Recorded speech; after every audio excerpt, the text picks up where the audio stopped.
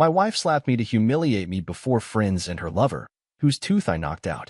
I never thought the end of my marriage would start with the sharp sting of a slap in front of 20 people, some I considered friends, others I barely knew, and one smug bastard who would soon be missing a tooth. It happened on a Friday night.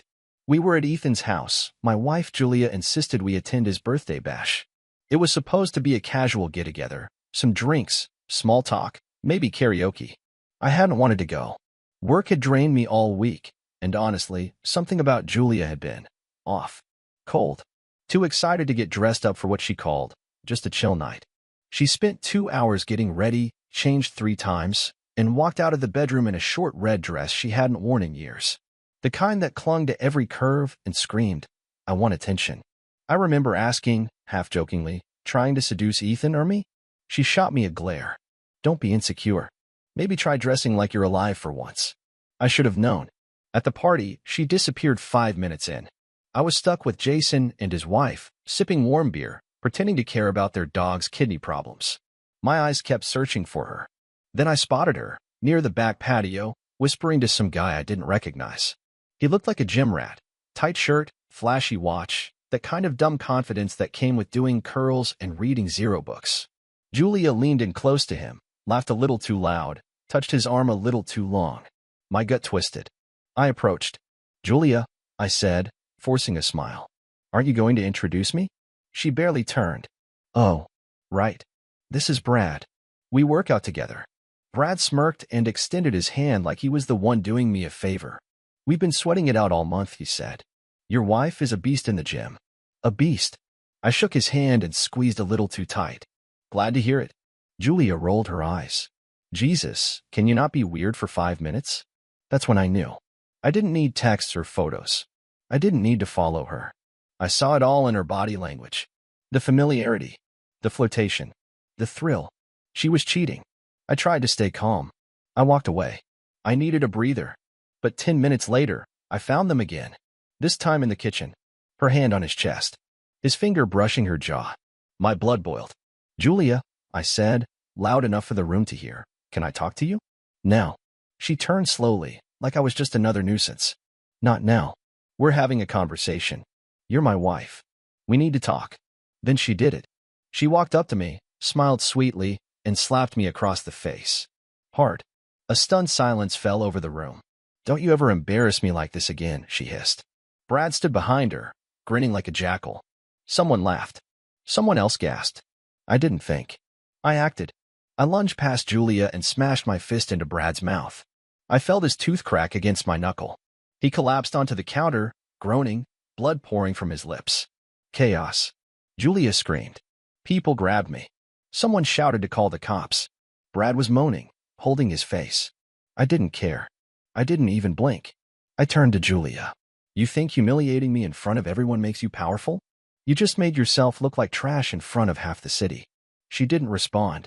Just stood there, panting, mascara starting to smear, shaking with rage or shame, I couldn't tell. I walked out. Left the party.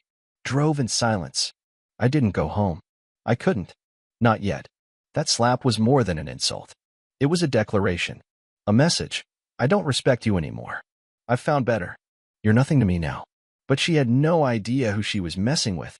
Because the next time we talked, it wouldn't be about saving the marriage. It would be about ending it. And she'd learned just how cold I could be. I didn't sleep that night. I parked outside an old diner on the edge of town, stared at the neon lights buzzing through the windshield, and tried to piece together what the hell had just happened. My face still burned where she slapped me. My knuckles were raw. I could feel the skin tearing every time I flexed my hand, but I welcomed the pain. It was real. Honest. Not like the lie I'd been living in for months. Every second played back in my mind like some cruel movie, her laugh, the way she looked at him, the smug smile on that punk's face, and that slap. That damn slap. Who does that to their husband? Who humiliates the person who stood beside them through everything? And for what? A gym hookup with a dude who uses more hair gel than brains? I called my brother around 3 a.m. I needed someone, anyone, who wouldn't gaslight me. He answered half asleep. "You all right, man?" "No," I said. "She hit me. In front of people. Then I hit the guy she's been screwing. I think she's been cheating for a while." Silence. "Where are you?" he asked. "By Frank's diner." "Just sitting." He sighed. Come crash at my place. Don't go back home tonight. I did. And when I walked into his apartment, the look on his face told me everything. I wasn't crazy. I wasn't overreacting. I was betrayed. The next morning, I returned home. Quiet. Focused. Like a soldier on recon. She wasn't there. But her purse was. And her laptop. I sat on the couch, opened it, and began searching. Passwords? Please. She once told me she didn't believe in privacy between couples. So I checked the email. Messages to someone named Brandon W. Not Brad. Brandon. That's why I couldn't find him online last time I had suspicions. She changed his name in her contacts. I opened the messages. Last night was crazy. I can still feel you on my thighs. I wish I could stay tangled with you forever. Ethan's party is perfect timing. He's so stupid, he won't even notice. Let's humiliate him a bit. Just for fun. That last one broke me. Fun? I was a joke to her. A prop in her private soap opera.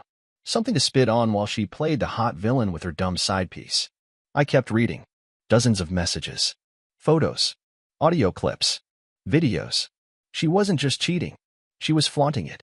Bragging to her friends. Even her sister knew. They laughed about me behind my back. At that moment, I didn't cry. I didn't scream. I just stared at the screen and let the numbness crawl over me like ice water. The woman I'd built a life with, the one I sacrificed for, worked overtime for, held when her dad died, celebrated anniversaries with, was gone. Replaced by some cold, manipulative shell who took pleasure in my humiliation. She walked in 2 hours later like nothing happened. Sunglasses on. Coffee in hand. "Oh, you're home," she said flatly. "Did you sleep somewhere like a little drama queen?" I didn't answer. Just turned the laptop toward her, the screen still glowing with her filth. She froze. Her lips twitched. "Go ahead," I said. "Tell me that's photoshopped. Or that it's old. Or that you were hacked. I'm curious which lie you'll pick this time." She didn't even flinch. Instead, she scoffed. "So you finally grew a spine and checked. Took you long enough." I stood. My voice was calm. "How long?" She sipped her coffee. "Few months. Maybe more." "Why?" She shrugged. "Because I was bored. Because you're boring. Because Brandon, knows how to make me feel alive. You haven't touched me like a man in a year. You come home, eat, sleep, and complain about your job. That's not a husband. That's a routine." I stared at her. "And that gives you the right to treat me like trash?" "No," she said with a smirk. "That gives me the right to find someone who makes me feel like a woman again." I saw red. My fists clenched. But I didn't hit her. I wasn't like her. I had limits. I walked past her, opened the hall closet, grabbed the suitcase, and began packing. She watched, amused. "You're really doing this? Dramatic exit?" I zipped the suitcase. "No. I'm doing the only sane thing left. Leaving you before I turn into something I'll regret." "Where will you go?" she asked, still playing it cool. "To peace." She laughed. "You'll come crawling back. You always do." But this time, she was wrong. Because once a woman decides you're beneath her, the only thing left to do is rise without her. I stayed at my brother's place for a week. The first few nights, I barely slept. Every time I closed my eyes, I saw her face. That smirk. That slap. The messages. My mind kept replaying the humiliation like some sick highlight reel. Her voice echoed in my head. "You haven't touched me like a man in a year." I'd touch fire before I ever touched her again. My brother, Kyle, didn't say much. Just let me be. He handed me beers, ordered food, sat in silence while we watched reruns of old shows. He never asked for the details, but I think he knew enough. He saw the way I'd stare off, jaw tight, fingers twitching like they wanted to break something. By day 5, I stopped flinching when I heard her name. By day 7, I decided I needed closure not for her, but for me. So I went back. Not to beg. Not to talk. To gather everything that was mine and make it very, very clear that this part of my life was over. When I stepped into the house, I half expected her to be waiting. Maybe with crocodile tears. Maybe with another slap. But she wasn't even there. Just her perfume lingering in the hallway like a ghost. I packed with machine-like precision. Clothes. Watch. Files. Passport. My guitar. The little blue box where I kept the anniversary letters, the ones I wrote and she never read. I took one last walk through the house. Our bedroom. The kitchen. The porch where we used to sit on warm nights and talk about nothing. That life was a memory now. As I reached for the last drawer, I found a folded note addressed to me. Her handwriting. I should have burned it. But I opened it. If you're reading this, I guess you finally decided to leave. Maybe you expected me to beg. But the truth is, we were over a long time ago. You just didn't see it. You're a good guy, but good gets boring. You were never dangerous, never exciting. Brandon may not be perfect, but at least he makes me feel something. I hope you find someone who fits your little safe world. I never did. I laughed. Out loud. Not because it was funny. Because it was pathetic. A final little stab from a woman who couldn't even face me with truth, only cheap paper and ink. I tore it in half and dropped it into the trash with the same care she gave our marriage, none. On my way out, I bumped into her. Literally. She pulled up in Brandon's car. His busted lips still healing, judging by the bandage taped to his smug face. She wore sunglasses again. Always hiding. Always trying to act above it all. Oh look, she said. The runaway returns. I didn't answer. She crossed her arms. You done with your tantrum? I stepped closer. This isn't a tantrum, Julia. This is the last time you'll ever speak to me like I'm beneath you. Brandon chuckled. You hitting people again, tough guy? I stared at him. You still talking with only 31 teeth? His smile faded. Let's go inside, babe, she told him. He's not worth it. He followed, still bleeding ego. But before she could turn away, I leaned in. You didn't break me, Julia. You freed me. She paused, just for a second. Like maybe part of her didn't expect that. Like maybe she thought I'd still be crying. But I wasn't. I walked away. No screaming. No tears. Just silence. And freedom. Back at Kyle's, I called a lawyer. Divorce proceedings started that week. Clean split. No kids. No shared debt. No house drama. I made sure of that early in the marriage. She thought I was controlling. I called it smart. She didn't fight it. Probably thought she was winning. Let her think that. But the real win? Was waking up without her poison in my life. No more lies. No more masks. No more slaps. Just me. Picking up the pieces. And for the first time in years, breathing. The divorce moved fast. Too fast, honestly. Like she wanted it all gone and erased before her next Instagram story went up. Within 3 weeks, we had a date to sign everything. My lawyer said it was the smoothest uncontested split he'd ever seen. Almost like she couldn't wait to get rid of you, he joked. I didn't laugh. It wasn't just the betrayal. It was the ease with which she moved on. Like none of it had ever meant anything. 5 years. Gone. Traded for a sweaty guy named Brandon with half a brain and a crooked smile. But what got me the most was how she kept acting like I was the villain. She started posting these passive-aggressive quotes online. You know the type, sometimes you have to let go of toxic people to grow, and strong women don't explain themselves to small men. Small men? I paid for her mother's hospital bills when her insurance denied the surgery. I covered her student loans before they went to collections. I bought her first car, held her hand through panic attacks, sat through every boring dinner with her dead-eyed cousins and smiled through all of it. But sure, I was the small one. The day we signed the divorce papers, she walked in looking like she was attending a fashion show. Tight black skirt, heels too high for a legal office, red lipstick like she wanted to remind me what she thought I lost. She didn't even sit next to me. Just breezed past with her sunglasses on inside the damn building and took a chair on the opposite side. The lawyer read everything out loud, asked us to confirm. She didn't blink, just nodded like it was a contract for a gym membership. And when it was done, she stood, grabbed her bag, and said, "Well, that was easier than I thought." Then she looked at me and added, "Guess you finally learned how to let go." I wanted to say so many things. I wanted to tell her she was a coward, a manipulator, a leech who sucked out the best parts of me and discarded what was left when it didn't shine enough anymore. But I just smiled. "You were never that hard to let go of," I said. "It just took me a while to see it." For the first time in weeks, her face cracked. She didn't have a comeback. I left her standing there, heels wobbling slightly, mask slipping, and I never looked back. But it wasn't over. 2 days later, she called me. I let it go to voicemail. She called again. Then a text, "Can we talk? Please." It's not what I thought it would be. I stared at the screen for a long time. She wanted to talk? No? When the fun was drying up. When reality started creeping in. When Brandon stopped being the exciting fling and started being just another average guy with bad jokes and nothing in his fridge. I didn't reply. She sent another. I messed up. I know that now. I didn't realize what I had. That one made me laugh. Out loud. In the middle of my apartment, surrounded by moving boxes and silence. It was the first real laugh I'd had in months. She realized? Good for her. But some realizations come too late. She sent a final one that night. I miss you. I looked at it. Thought about all the nights I sat in our bedroom wondering why she didn't touch me anymore. Why her kisses felt like chores. Why she always kept her phone face down. I remember the slap. The party. Brandon's smug face. The way she smirked after humiliating me like I was some sad dog sniffing around for scraps. I blocked her number. Not out of anger, but because I finally understood something. You don't have to burn bridges when the other person already set your whole world on fire. All you have to do is walk away. 3 months passed. Enough time for the dust to settle. Enough time for me to rebuild parts of myself I didn't even know she had broken.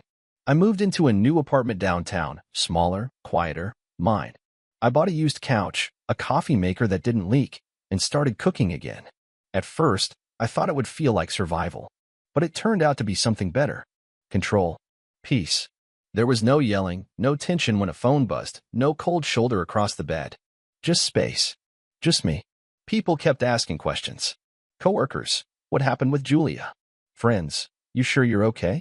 My mother, bless her, still believed there was hope. Sweetheart, maybe she just got confused.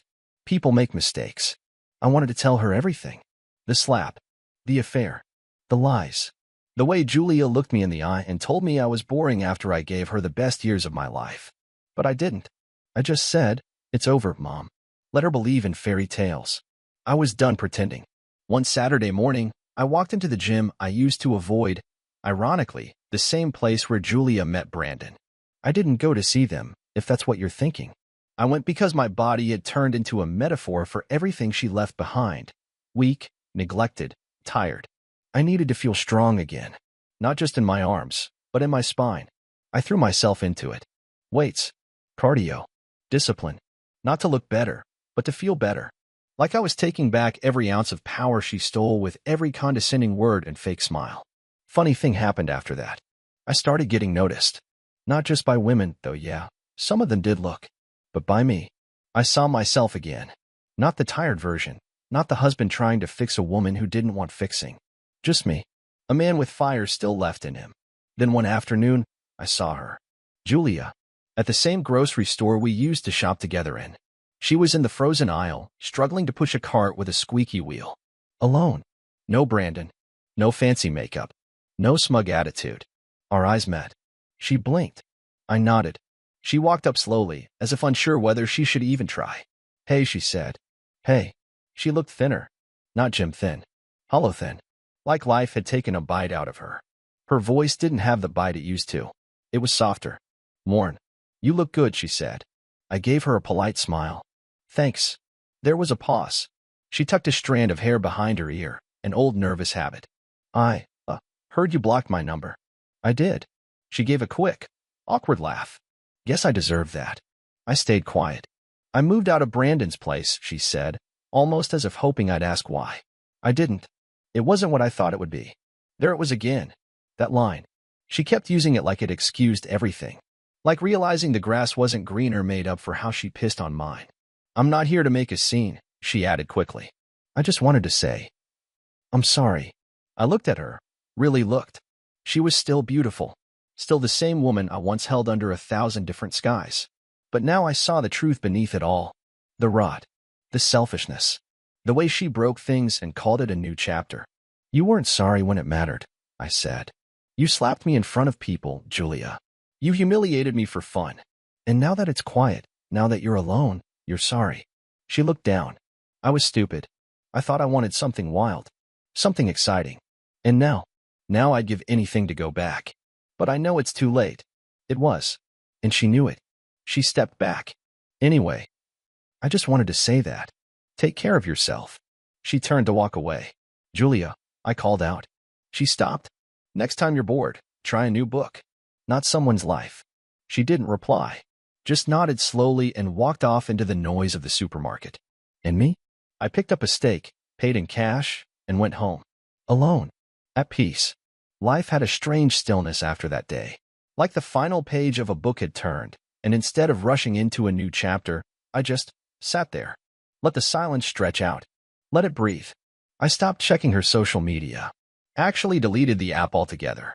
I didn't care what she posted, who she was with, what inspirational garbage she quoted. Let her rewrite the story however she needed to sleep at night. I was too busy living mine. I picked up new habits. Running in the mornings. Journaling. Drinking black coffee on the balcony while the sun came up. The kind of stuff I once thought only lonely people did, but now I realized it was exactly what I needed, space to listen to my own damn thoughts without anyone twisting them into something ugly. A few weeks later, Kyle and I hit a bar downtown. Nothing crazy. Just two brothers, a couple beers, and a much-needed break from the quiet. That's when I met Emily. She wasn't flashy. No designer bag. No filters. Just a green sweater, messy bun, and this look in her eyes like she saw the whole world at once and didn't care if it liked her back. She laughed easily, talked straight, and when I said I was divorced, she didn't flinch. She asked me one question. Did it break you or build you? I blinked. Both, I said. But the second part came later. We talked for hours. About music, books, the weird dreams people never say out loud. I didn't try to impress her. I didn't feel like I had to prove I'd survived the wreckage.